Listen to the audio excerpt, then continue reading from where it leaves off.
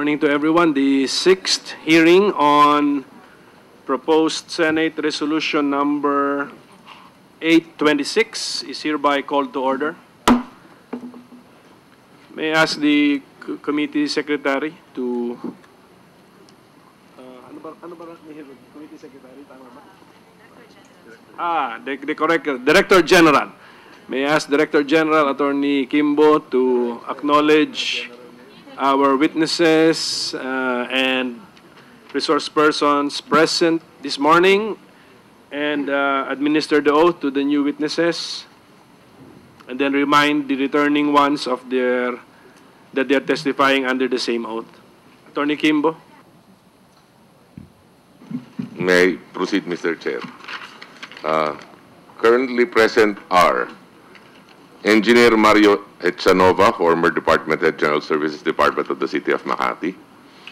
From the Attorney Renato Bondal, Mr. Nicolas Ching Enciso VI, Mr. Federico Cuervo, Mr. Alejandro Tenco of J. Bros Construction Corporation,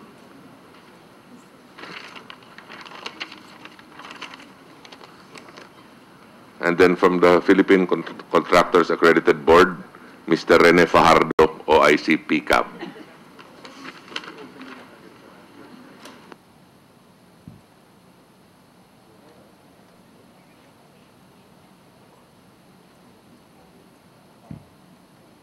And from Hillmark, Attorney Rogelio Pay.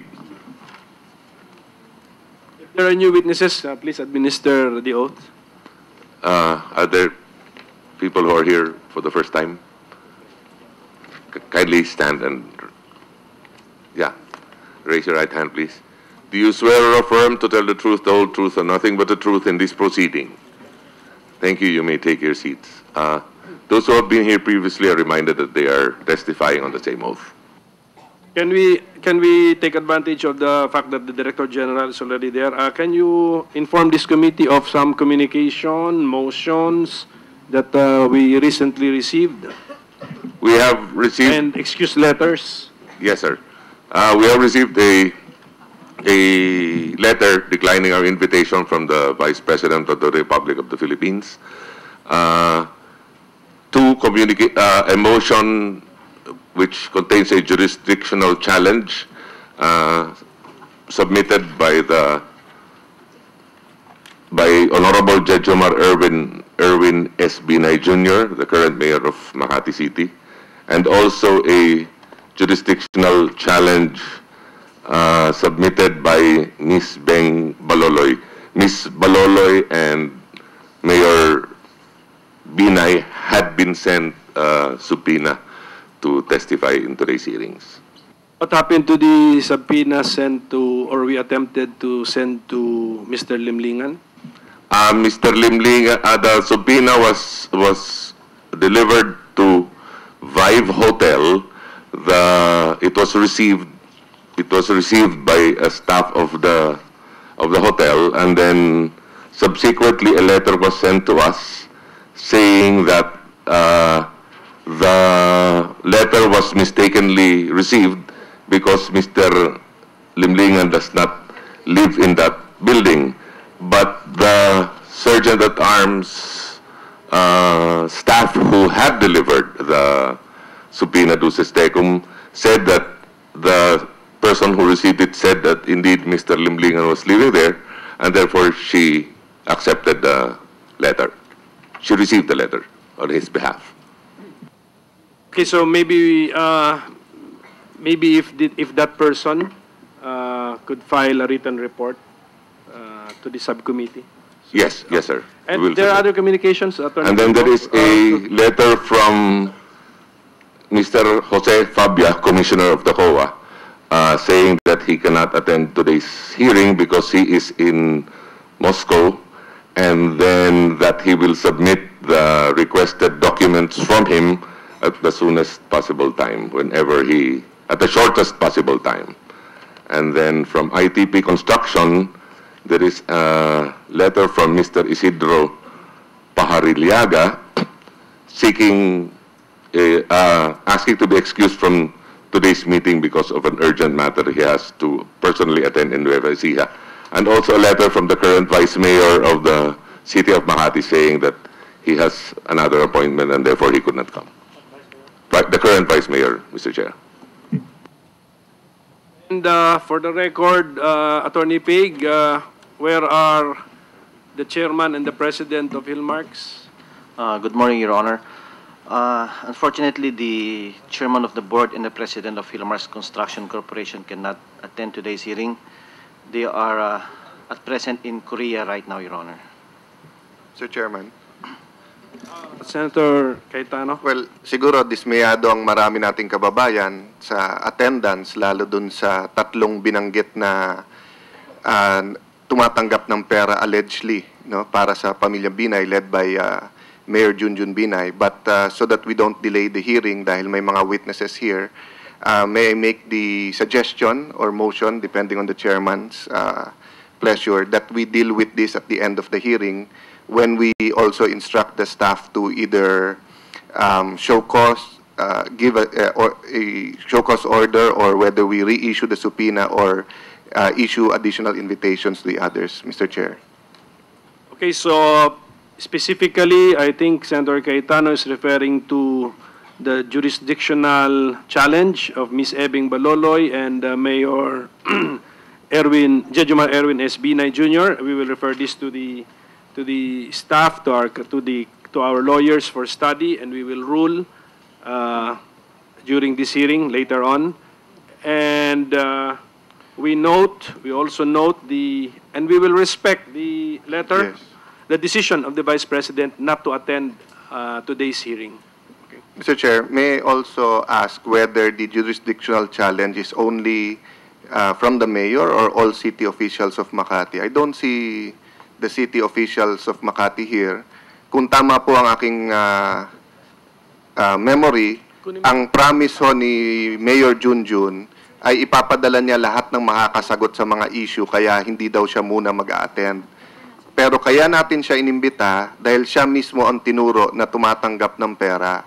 So wala naman dahilan na hindi mag-attend yung ibang city officials. In fact, parating sinasabi ng mga Binay na paulit-ulit tong hearing, humahaba, pero hindi naman sinasubmit ng city officials at ng ibang contractors yung ating mga hinihingi. But again, not to delay the hearing, tatanong ko po mamaya yun, yung mga kailangan i-submit. But may I know, meron bang city officials from Makati na nandito ngayon? Or tago na rin sila? Sige po, I was about to ask that any any official from the city of Makati present today? Council? Are you official of the city of Makati? No, Your Honor, I would like to ask. Later, Panyero. Yes, Your I will allow you to speak. Sige, take your seat, Panyero. I will allow you to sit. So, Senator Cayetano, there is no high-ranking or responsible official from the city of Makati present today. We will just inform them early of the next scheduled hearing. Because in fairness to all of our returning witnesses, we just sent you actually an invitation to attend because we were reserving this hearing for the Vice President. So for the information of everybody, please do not force us to subpoena you, but the next scheduled hearings of this subcommittee will be on October 2 at 10 o'clock. Tama? Okay. And then October 8 at 9 a.m. Attorney Pig, please inform the chairman and the president. Okay. Also, Council, this is an exception to our rules. I will allow you to speak. Yes, Your Honors, thank you very much. I am Attorney Claro F. Certeza, and I represent the Mayor of the City of Makati. With all due respect to the honorable members of the committee, we would like to respectfully take exception to the earlier advice of the chairman that they will proceed at today's proceedings. Your Honor, please, because it is the humble opinion of this representation that if there is a jurisdictional challenge, it has to be ruled first under Section 3. Your Honor, please. Thank you, Panyero. Your manifestation is noted. Thank you very much, We Chair. have our own understanding of our rules also. Okay.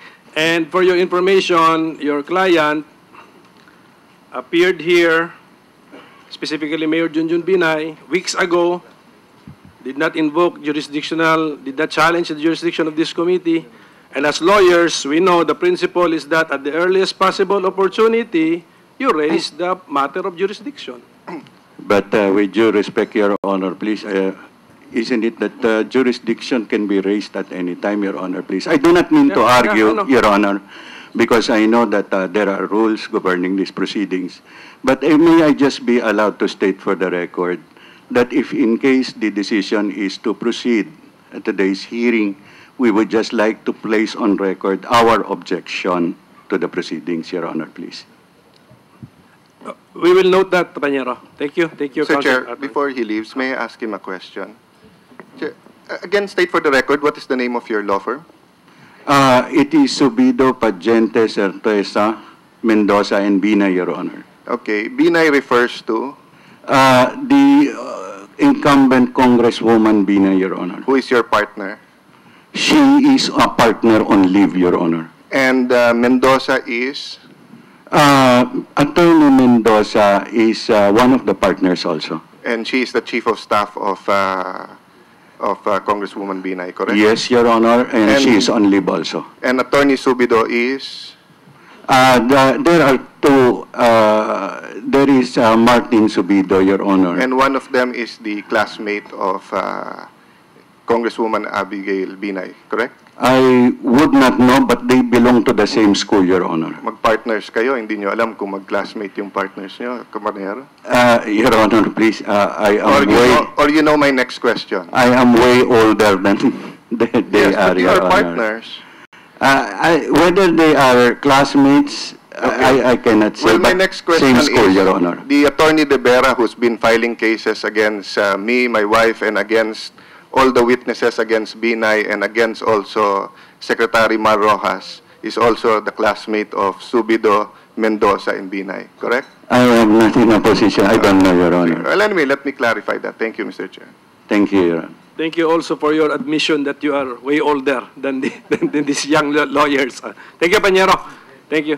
We have decided to proceed, so your continuing your jurisdictional challenge will be deemed to include a continuing objection to the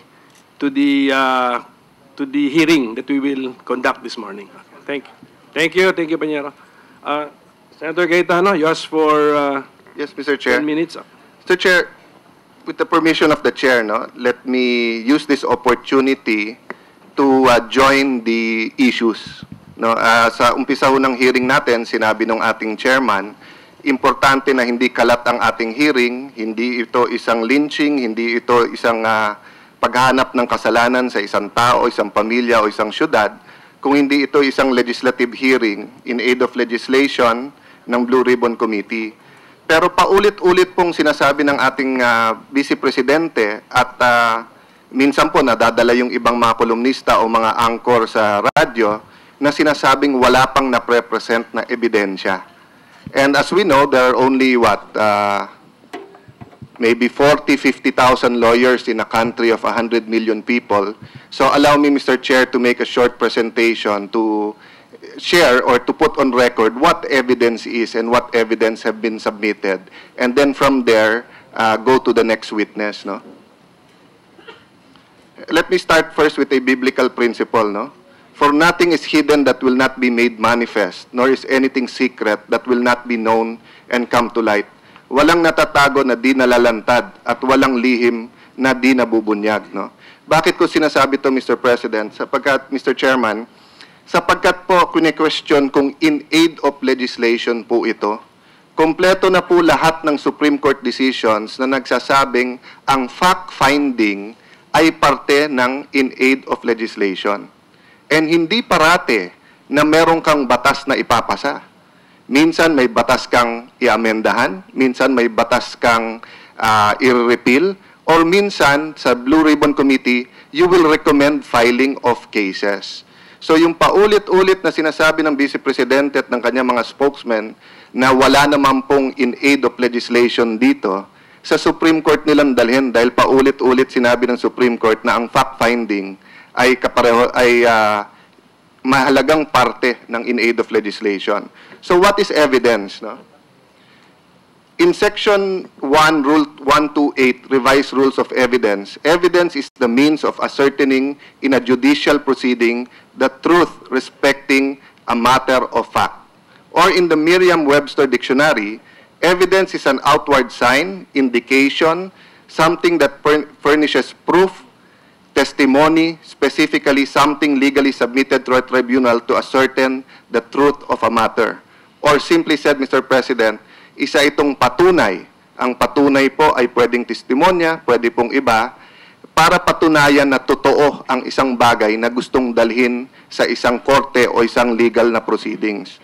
There are three kinds of evidence, Mr. President, Mr. Chairman. No? Object evidence, those addressed to the senses of the court, Section 130, Section 1, Revised Rules of Evidence. For example, kung you want to say na masarap ang isang pagkain, this is the object evidence. Nandito po yung biskwit, yan po ang ebidensya na ang biskwit ay nandito, titikman natin. Yan po ang object evidence. Documentary evidence, evidence consisting of writing or any materials containing letters, words, figures, symbols, or other modes of written expression offered as proof of their contents. Section 30, Rule 130, Section 2, Revised Rules on Evidence. An example is the letter of J. Bros. They are here today, but this forms part of documentary evidence. No? And the third is testimonial evidence, that which is given by witnesses in court. In this regard, all persons who can perceive and perceiving can make known their perception to others may be witnesses. Rule 130, Section 1, Revised Rules of Evidence. Isang matinding halimbawa po dito yung ZTE investigation. Ang ating pong star witness noon ay si Mr. Jun Losada. Sa pamamagitan ng kanyang testimonya, kinasuhan po ng Ombudsman sa Sandigan Bayan ang mga dating opisyales ng Arroyo government sa ZTE. So sa sinasabi po ng ating Vice Presidente na wala pong ebidensya or sabi-sabi lang po yun, testimonial evidence is one of the highest form of evidence. So let's go quickly to the Makati parking building case. No? Main allegations, no? Ito po ang mga issues para po pasimplin lahat kasi minsan kung saan-saan pumupunta. No? The Makati parking building is overpriced. Ibig sabihin, pinatungan ng presyo, mahal masyado, may tongpats. Yung pong allegation. Pangalawa, the bidding for the Makati parking building is rigged. Or in other words, niluto po ang bidding ng Makati parking bidding. Pangatlo, there is a system or pattern of corruption in Makati City under the Binais. In other words, Mr. Chairman, ang sinasabi po, kalakaran po sa Makati na luto na po ang mga bidding at meron pong lagayan. These are all allegations. So the allegations can be true, it can be not true. That's why both sides will present proof. Sabi po ni Vice President Binay, ayaw niya mag-appear dito at ngayon ayaw ng anak niya kasi magtatanong daw sa kanya ay against sa kanya. By the way, the Vice President knows because he's a lawyer, that is our legal system. Sa korte, ang magtatanong sa iyo, magkro-cross-examine, hindi yung kakampi mong abogado. Ang magtatanong sa iyo, yung kalaban mong abogado. Ang direct examination, yung kakampi mong abogado. Pero yung kalaban mong abogado, yun ang magpapalabas kung totoo ang sinasabi mo o hindi.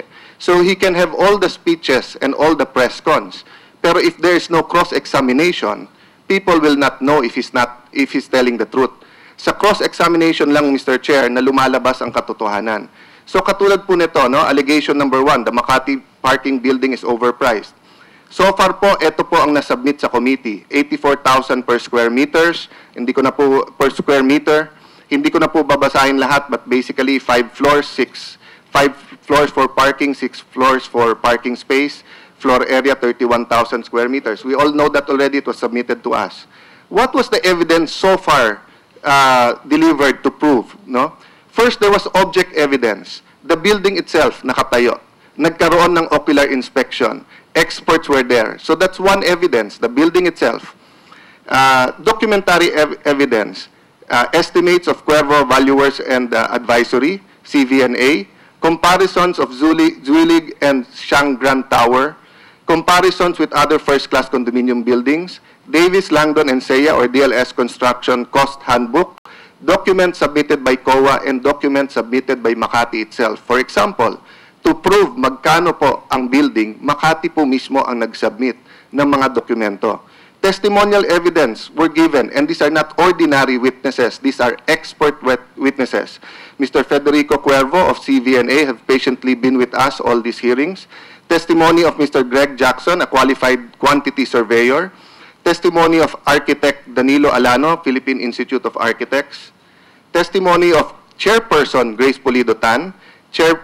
Testimony of the COA Special Audit Team. Testimony of city officials of Makati, and testimony of Hillmarks, no? Meaning, yung mismo pong Hillmarks, mismo pong Makati, mismo pong COA team, nung sila'y krinos-examine, lumabas dito yung ebidensya. Of course, we had the star witnesses, Vice Mayor Mercado, who just walked into the room. We had the former General Services Department Head, Engineer Mario Hechanova, and we had other witnesses, no? Very quickly, ito po ang sinabit ng Cuervo valuers na 23,000 per square in 2007, 26,945 pesos and 30 cents per square kung Class A na yung mga materyales, which hindi po yun ang nakita nung inspection. Nakita din po natin yung Zuelig building versus yung parking building, kalahati lang po ang presyo, samantalang yung isa ay first-class condominium building, yung isa po ay parking building. Nakita din po natin yung tatlong iba pang mga klaseng building na ipinakita na. Susunod po, nakita po natin ang opisyal na sulat ng may-ari ng Shang Properties sa Shang Grand Tower ay 26,278 per square meter. Sa construction cost for the Philippines 2007, sa DLS handbook ay napakita natin paulit-ulit na car parks are 12 to 18,000. Even if we consider this as a high-rise, it will only be 30 to 37,000 pesos if it's a prestige office high-rise na mas maraming mas maraming partitions, may banyo, opisina, no? Still doble, triple ang presyo ng building. Same thing in 2012. I'll just go through this quickly, Mr. Chair, without reading it anymore, no? Mr. Jackson already gave his testimony kung anong tingin niya po. Sabi niya, medyo ordinaryo, nothing unusual in the finishes and materials, no? Architect Danilo Alano agreed, no, with the average level of materials. Number two, the bidding for Makati parking building, the bidding was rigged o niluto yung bidding. We had testimonial evidence by Engineer Mario Hechanova, former Department Head, General Services, Makati, and later on po, we will have additional witnesses today. Documentary evidence, the letter of Mr. Alejandro Tenco, COO of J. Bros Construction, but he is here today, so rather than to rely on the document, we will ask him. No? So we all know already the testimony na sinasabi po ni Mr. Hechanova na kalakaran na sa Makati na alam na kung sino yung mga mananalo. Next slide. I'll not discuss the letter because anyway, Mr. Tenco is here today. We'll go to him later. Lastly, Mr. Chairman, there is a pattern of corruption in Makati. Testimonial evidence of former Vice Mayor Mercado na meron 13%, 13%, sa pamilya Binay pa lang po, no? At sinabi po niya na hindi niya pa ina-elaborate yung total na lagayan o bigayan because gusto niya yung sa personal knowledge niya muna na siya nagdi-deliver. Testimony of Engineer Mario Hechanova, testimony of Marshal Dichauco, yung General Manager po ng 911 alarm, na siya po ay inipit sa elevator. 6 na elevator ang Makati City Building, 2 lang po pinaandar, yung sa isa po, 1 hour and 3 minutes po sila kinulong sa loob ng elevator. Yung mismong contractor po. Hindi pa sapat yung kanyang testimony, nag-submit din po siya ng mga sulat, yung kanyang motion for reconsideration na pinapakita nung bidding ay niwalang specification. Kaya paano magkakaroon ng bidding, etc., Mr. Chair. So, Chair, 13%, ito po ay mga quote sa mga witnesses. Next slide, please. Lahat ng bidding niluluto, sabi ni Mr. Hechanova. Elevator incident. letters from Mr. Lichauco, testimony from Mr. Lichauco. There's testimony on the garbage contract and on the ghost employees. Strictly speaking, Mr. Chairman, we're not talking about other contracts in Makati. But to prove the pattern of corruption, we have accepted this evidence, and this is a usual practice in court, Mr. Chair, that either you want to test the credibility of the witness or you want to show a pattern, you allow this kind of evidence to be presented. So, of course, the ghost employees and garbage contract are allegations. And right now, we just have testimony of one person. What was the defense of the BNICE? It was world-class, green building, and cleared by COA. Pero mismo pong chairman ng COA ang nagsabing wala silang clinic-clear and in due time, they will make their report here. So let's wait for the report, no? At mismo na rin po ang contractor, Attorney Peg is here, sinabi niya, they never claimed it is world-class. And after examining, it is not a LEED, it is not a certified green building. So, Mr. Chair, yung ebidensya ay nandyan po. We are waiting for the BNICE to submit their own evidence kung meron man. Lastly, Mr. Chair, no, paulit-ulit pong sinasabi sa television, sa radyo, na magtrabaho na lang kayo, kawawa naman ng mga tao sa LRT, kawawa sa MRT, kawawa naman mga tao, mga magsasakay, etc. Let me just put into the record, Mr. Chair, hindi lang naman po ito ginagawa natin. Ito lang ang nate-televise. Pero while we're hearing now, there are 3 hearings ongoing in the Senate. Yung sa emergency power sa kuryente at yung pong sa Torre de Manila, dun po sa heritage site sa Rizal Monument. No? For the record, Mr. Chair, this session, no, we had 25 plenary hearings, 26 budget hearings, 75 hearings, all in all, including subcommittee hearings. We enacted into law 13 laws, 14 bills passed on third reading in 25 plenary hearings. 4 bills were ratified by both houses at medyo landmark po yung dalawa. Yung pong coverage, PhilHealth coverage for all senior citizens, at saka po yung Iskola ng Bayan kung saan po lahat ng top 10 na isa-certify ng DepEd na graduate ng March at April 2015 ay automatic nang tatanggapin ng mga state use sa kanilang region at libre na. We also passed the ladderized education and open distance learning. So Mr. Chair, let me just assure our people na habang nilalabanan natin ang korupsyon, ginagawa din natin ang dapat gawin. So Mr. Chair, we are continuing the line of evidence. No? Tumigil po tayo last hearing na tinanong ko po sa city administrator kung tinatawagan po nila ang ibang mga contractor, kung tinatawagan nila ibang witnesses na wag pumunta dito, no? So I'd like to take off from that, but let me ask Mr. Peg if he can answer, no? Did Hillmarks call any other contractors to tell them na sumama sa bid pero lulutuin nyo at kayo mananalo? I cannot give an answer for that question, Your Honor. Well, you know, we allow you, Mr. Peg, to be here. What's the answer of Attorney Peg? I did not get it. What did you say? I am not competent to answer that question, Your Honor. But I thought, Attorney Peg, nung unang appearance mo, sinabi mo dito na legal ang bidding at hindi niluto ng Hillmarks yung bidding. Yes, Your Honor.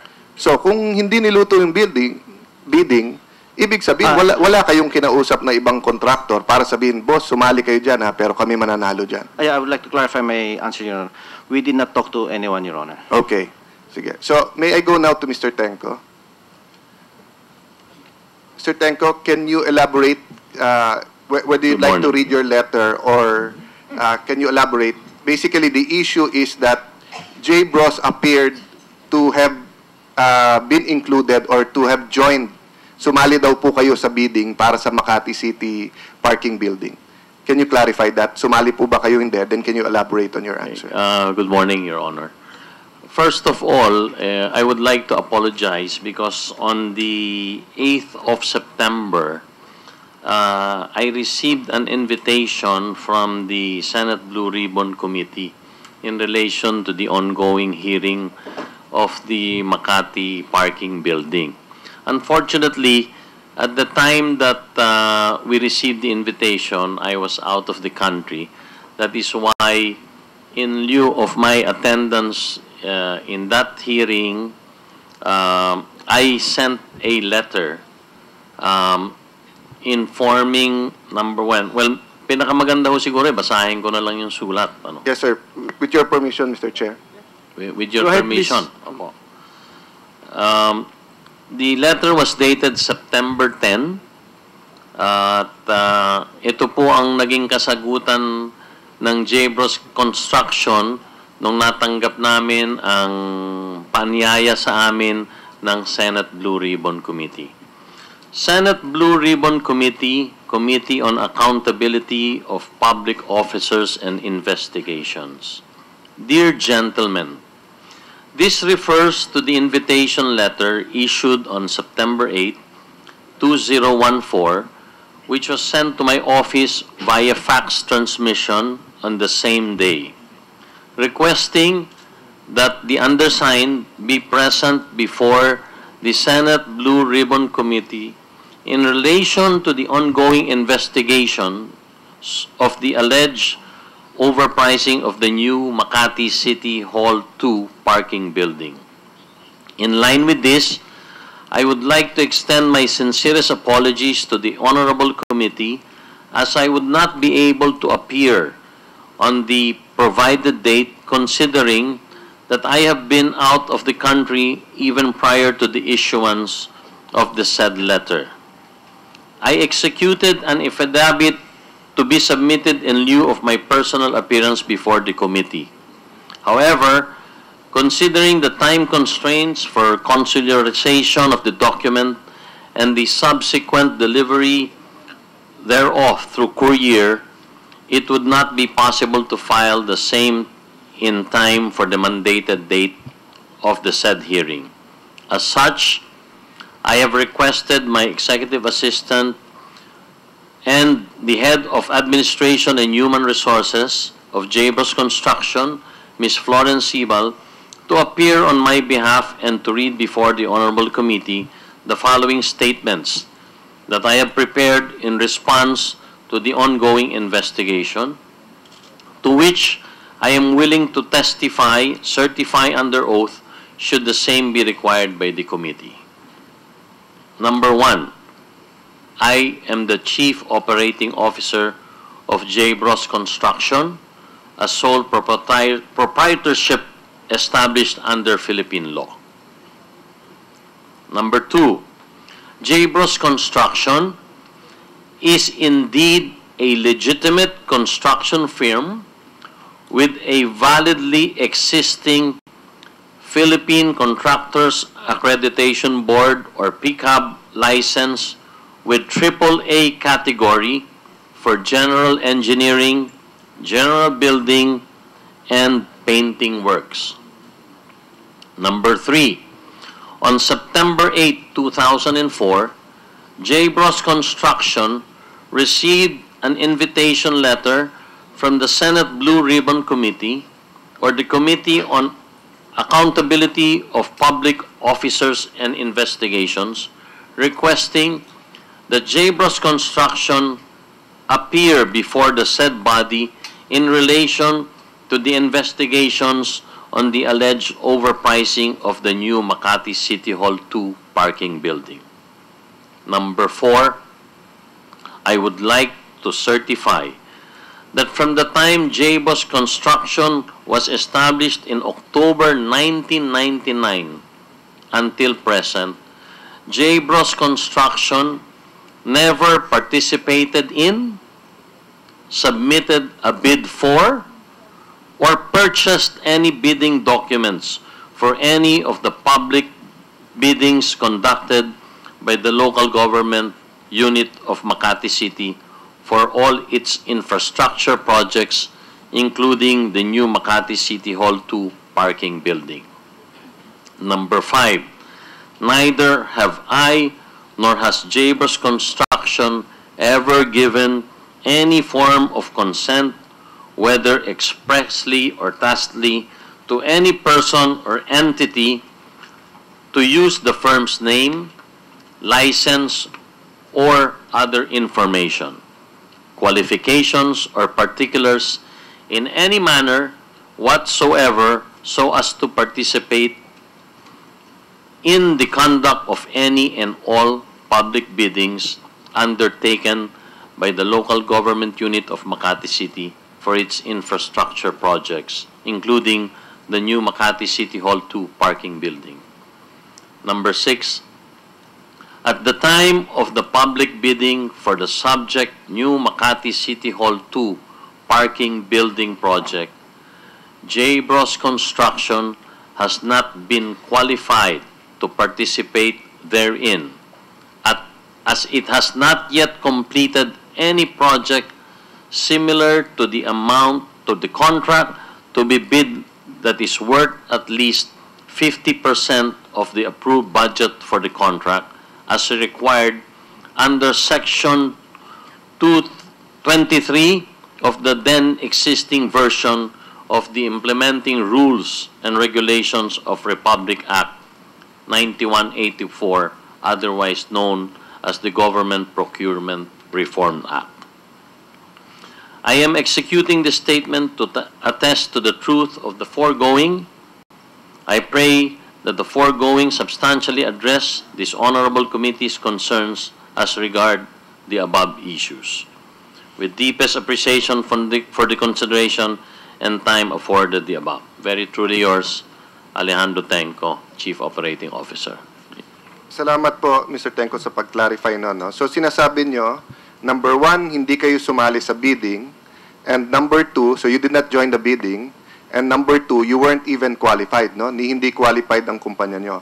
But I have here the Bids and Awards Committee back resolution declaring LCRB and recommending approval, no? Dito po ina-award sa Hillmarks ang proyekto as the lowest bidder, no? Pero kasama po dito ang J. Bros Construction. So hindi po totoo na nag-bid kayo dito? Your Honor, tulad po ng sinabi ko earlier, hindi po kami nag-participate sa bidding. Ang totoo po hindi ko po nakikita yung inyong binabasa sa ngayon. Yes. Hindi ko po alam kung bakit po kami nandyan. Sapagkat maliwanag po sa mga records namin, hindi po kami nag-participate dun sa nasabing bidding na inyong binabasa sa pangkasalukuyan. We will give you copies of this for your own legal protection and for your legal to look later on. No? But let me clarify some issues muna. Attorney Hechanova, Engineer Hechanova, no? Isa ka sa nakapirma dito bilang Chief General Services Department at Vice Chairman. Yes, Your Honor. Ito ba yung sinasabi mong nakaprepare na, pipirmahan nyo na lang? Opo, Your Honor. So, hindi nyo na nakausap na hindi pala sila sumali or anything? Hindi na po, Your Honor. Basta pin-prepare na lang po namin yung mga papel, Your Honor. So, yung testimony mo last time, basta't alam nyo na kung sino mananalo? Opo, ganun nga po, Your Honor. Okay.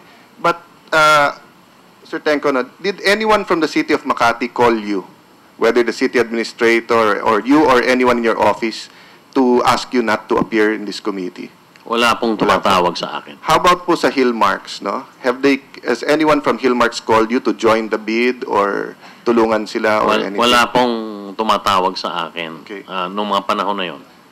Lately po? Wala po. Wala So po. as far as you're concerned, Mr. Tenco, basta nagulat na lang kayo kasama pangalan nyo doon. Opo, ang katotohanan po, nabasa ako sa dyaryo, sa Philippine Daily Inquirer, Sabado ho yata ng umaga yon.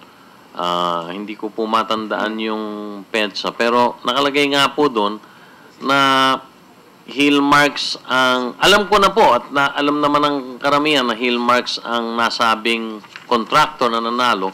Pero hindi ko po alam na kami po ang number 2 doon sa bidding dahil hindi po naman kami nag-participate doon sa bidding na yun. So, Sisingit nga ako Opo. Hindi mo ba alam na dalawang bidding ang na nag-participate kayo? Paano pong dalawa? Yung Makati Science High School building, kalaban din po kayo Hindi ko po alam yon. Ang totoo, ngayon ko lang po nadinig na... Tama ba yun, Engineer Chanova? Tama ba yun? Tama yun. Pagdating sa Makati Science High School building, yung tatlong naglaban sa Makati City Hall Parking Building 2, yun din po ang naglaban doon. Yun din po yung ginawa namin papel, Your Honor. Andun din po si J. Bros. Opo, sinama din namin siya. Mr. Tenko, you bid twice. One day po yan? On the same day? Sa pagkakaalala ko, parehong araw pero magkaibang phase po. Opo. Parehong araw na yung bidding ng dalawang proyekto. Opo, Your Honor. Just for your information, sir. Pero tulad po nung aking sinabi, Your Honor, kanina, hindi po kami nakasali pa sa bidding sa city government mo. Ang totoo po, gusto ko nag-submit po kami ng mga letters of yung pong company profile. Part of your marketing efforts talaga, you submit that to the different local government units.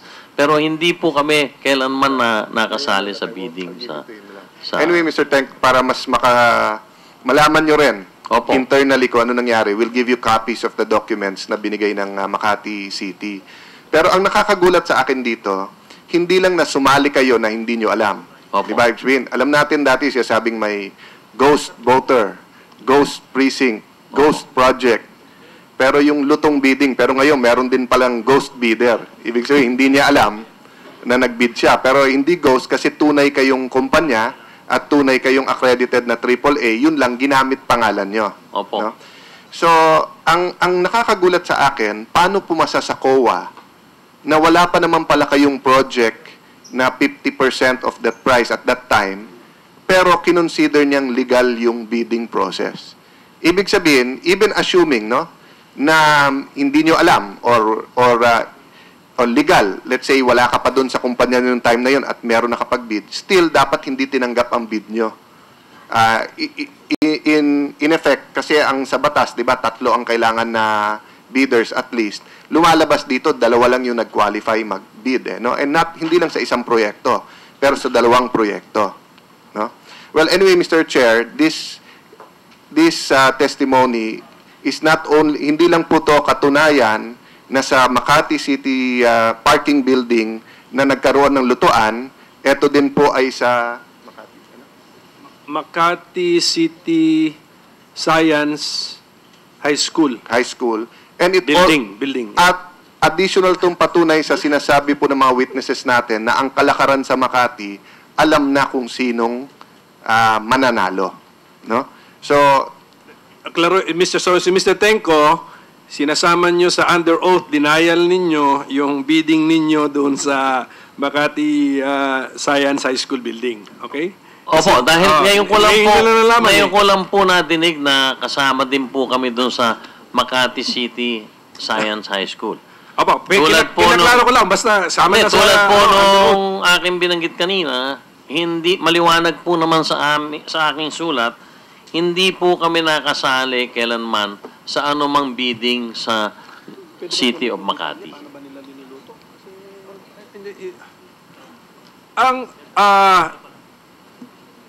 Sa ilalim ba ng batas, Attorney Peg, yung mga bidders ba, malalaman nyo ba yung competitors ninyo? Malalaman nyo ba na may kalabang kayo sa isang bidding? Usually, no, Your Honor. No. So, posibleng hindi mo alam na kalaban nyo si J. Bros sa 2 biddings na yon. No, Your Honor. Siguro, mas maganda siguro kuha tayo ng detalye kay Engineer Rechanova. Kasi sinasabi nyo, rinirig ninyo eh. Pero pwede may bigyan detalye, paano? Your Honor, kasi po nung bago i-bid yung, halimbawa yung overpriced na Makati parking building, nagbigay na sa amin ang Hillmarks ng bidding documents nila. So sila din ang nagbigay sa amin kung sino ang makakalaban. So ang binigay nila sa amin yung J. Bros tsaka ITP.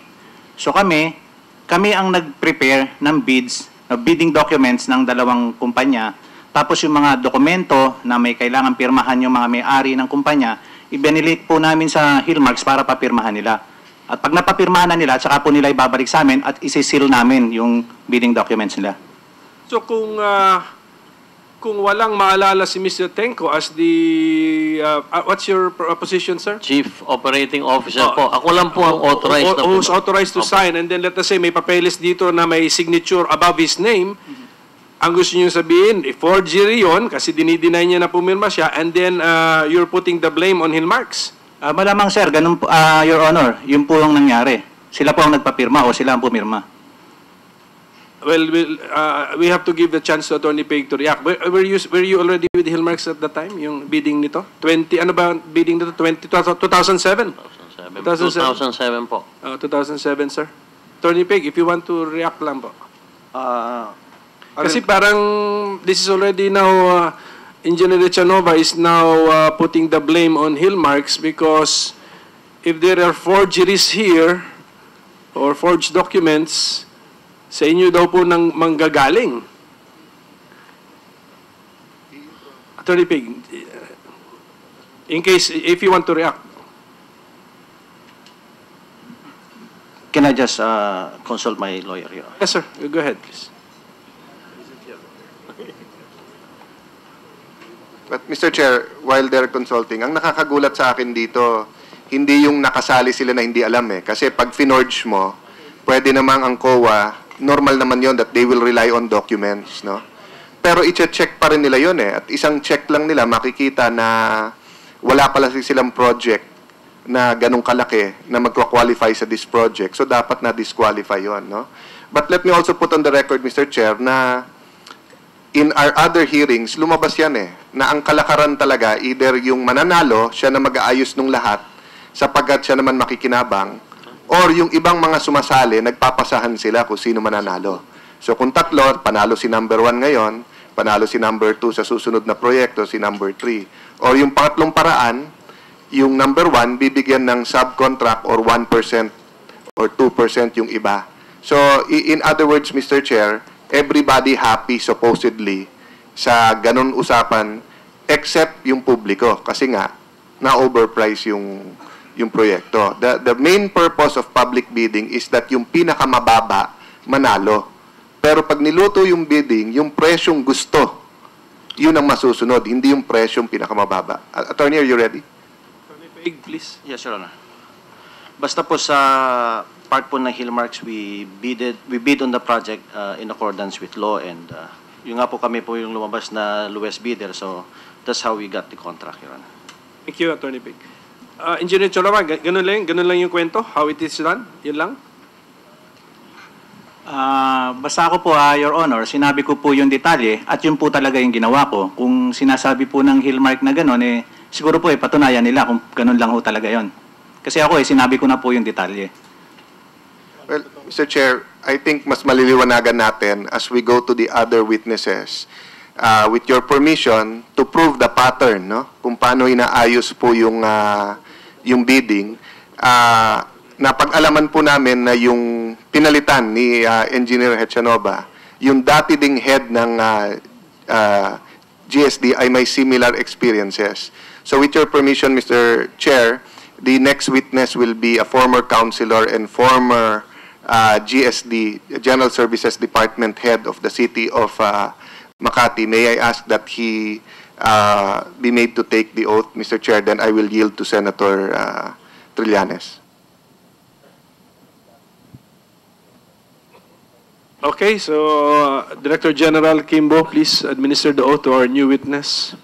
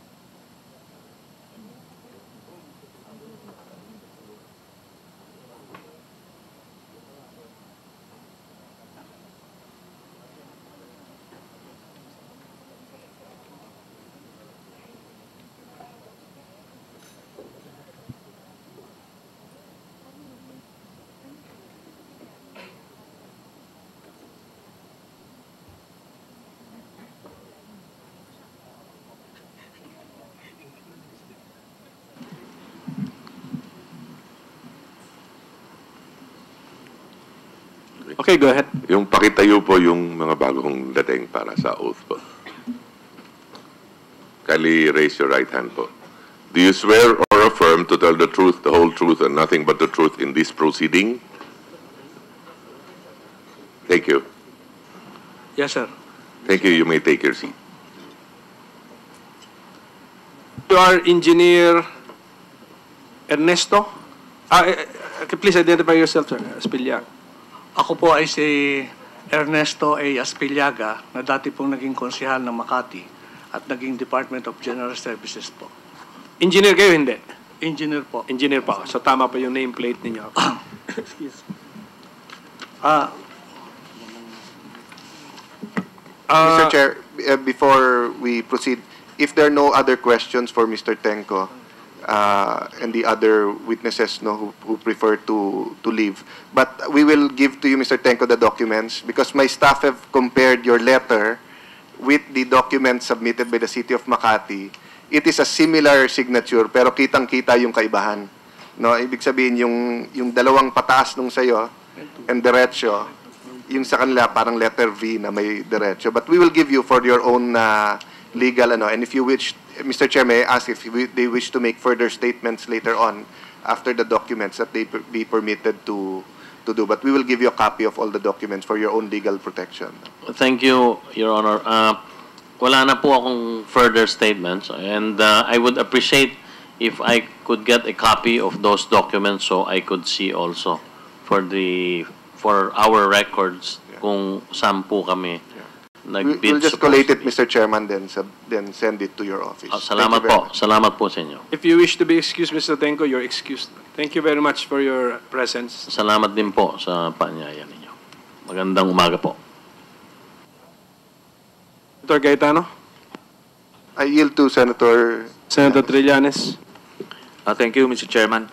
Before I start asking questions, let me just manifest, Mr. Chairman, that our office, in light of what we saw and heard during the past 5 hearings, our office will now push for the bill that would require all procurement offices in all government agencies to have mandatory video recording of their bidding procedures for purchases amounting to 1 million pesos and over. And such recordings would now be admissible in court. So that way, hindi na po pwede yung ganitong fabricated biddings or bidding-biddingan na tinatawag na wala yung mga papel lang ang gumagalaw.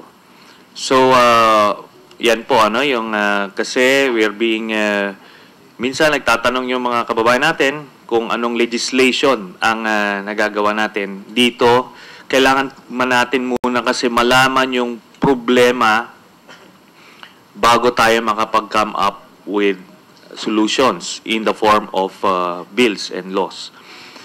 Ngayon, ito si Attorney Peig, I'd like to ask you also, kailan ka na-employ ng Hillmarks? I was the retained counsel since 2001 and I was formally employed as their vice president effective September 1 this September 1 this year lang. Yes, So in fact, kaya ka lang in-employ para ikaw yung ibabala sa kanyon. Not really, Your Honor. Mr. Chairman. So anyway, kaya hindi mo naiintindihan lahat yung mga sagot, ikaw lang yung naiwan. I'd like to ask Mr. Chairman, where is Mr. Canlas? Your Honor, Engineer Canlas and Engineer Henson are both in Korea right now, Your Honor. Okay. Thank you. I would just like to state that for the record, dahil you gave the impression to everyone that you've been around for more than a decade in that company, but in fact, you were just employed formally starting September this year. Okay. Now, let me also read into the record, Mr. Chairman, a letter of Ayala Land. They responded to our request, and let me read. We respectfully turn over to the subcommittee of the Committee on Accountability and Public Officers and Investigations of the Philippine Senate the information requested through a letter sent to us on August 22, 2014. Please be informed that the San Lorenzo Tower or Tower 2 of the residences at Greenbelt has a total construction floor area of 85,101 square meters and a total construction cost of 2.689 billion. The subject tower, which has 59 floors and 4 elevators, was completed on October 28, 2009. So pagka i-divide po natin ito, lalabas ng around 30,000 pesos per square meter, which is consistent with, again, Mr. Cuervo's estimate that yung presyo at that time is 23,000 for a grade A, but this one is a luxury condominium, so 30,000 is understandable. Ngayon, kailangan ko lang ulitin ito compared to yung ating Makati parking building na pinag-uusapan na 2.7 billion, halos kaparehas ang presyo, pero 11 floors lang ito, 6 na floors dito ay car park, pero magkaparehas sila ng presyo nitong luxury condominium na 59 floors. Tapos, itong actual measurement, again, kailangan natin ulitin, hindi po ito 32,000 square meters, kung hindi 28,000 square meters. So, nawawalan kayo ng at least 4,000 square meters. Pero siningil nyo ang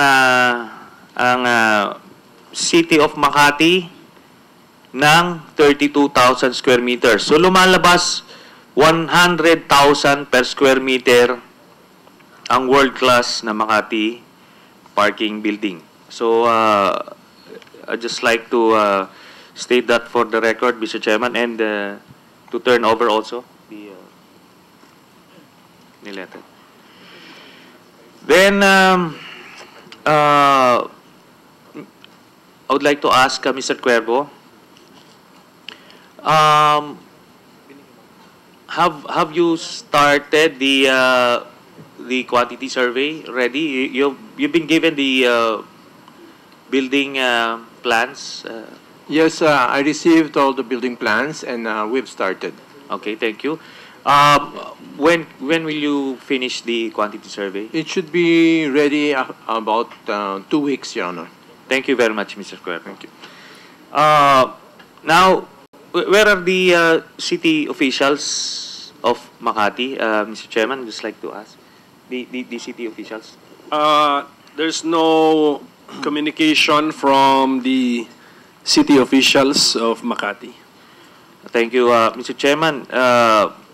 Kung ang tingin ng if this is a boycott of some sort by Makati City Hall officials, we would not take this sitting down, but syempre we will go through the process.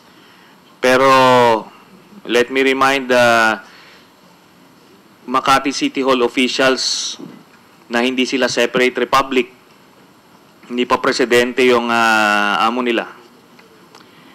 Anyway, gusto ko lang kasing tanungin sila regarding itong 350 million pesos yung paglipat. Hindi ito nabibigyan ng We will subpoena all of the Makati City Hall officials, specifically the city administrator, the building administrator, and the department heads, okay, to attend our next scheduled hearing on October 2. Okay, that is what we will do. Thank you for that, Mr. Chairman. Tatanungin ko sila kasi dito sa 350 million pesos, alam nyo, kahit na anong press conference nila sa labas, hindi nila ito na i-address. Kung bakit gagastos ng Makati ng 350 million pesos para lumipat yung isang departamento dun sa building na ginawa. Ito ang pinakamahal na lipat bahay. Ano? So maraming record na binibreak itong Makati City Hall. Now, let me ask, Hillmarks, have you submitted the financial documents I requested, asked to be subpoenaed the last time? We have submitted last August, Your Honor, the financial documents of Hillmarks. At any rate, Your Honor, we have some documents with us. While on our way to the hearing, we heard over the radio about the jurisdictional challenge posed by the City of Makati. So as advised by our lawyer, we defer submission of these documents until the issue shall have been settled, Your Honor. But we are ready with these documents, Your Honor. As advised by your lawyer or as advised by the Binay family? We never talked to the Binays, Your Honor. But Hillmarks is not raising the jurisdictional challenge itself, Your Honor. right? So No, Your Honor. do not join them. Just submit what you need to submit. Then we will comply, Your Just Honor. comply. Chairman. Just comply. Sir, Chairman, can I just reiterate, no? Ang dami natin hinihingi sa kanila. Katulad, attorney, yung as-built na digital, na-submit nyo na ba? Your Honor. Ngayon pa lang. Opo, Your Honor. Pero pwede nyo namang padala 2 weeks tayong hindi nag-hearing, di ba? So, gaano katagal gawin ng engineer yon? Napakatagal, di ba? Hindi yung kopya, pero gawin. We'll comply na, Your Honor. So kami, kukuha kami ng engineer na titignan yon. Pag tumagal, sasabihin na naman po ng mga kritiko, ng mga nila Vice President Binay, humahaba at tumatagal yung hearing, kita nyo ginagawa nila. Pero ang hindi nagsasubmit, kayo, at ang hindi dumadating, ang mga taga Makati, for the record, Mr. Chair. Senator Trillanes. Thank you, Mr. Chairman. So, hindi kayo makalusot dito. Mahina ang 10 hearing pa. Mahina na yon. Pinipilit na namin isiksik ito. But sa dami ng anomalya dun sa Makati City Hall, hindi natin to kayang matapos ng isang hearing lang. Anyway, moving on, Mr. Chairman, let me ask a few questions to Engineer Aspillaga. Your Honor, bago po ako magsalita, baka po pwedeng basahin ko muna itong aking opening statement. Sige po, please proceed. Salamat po.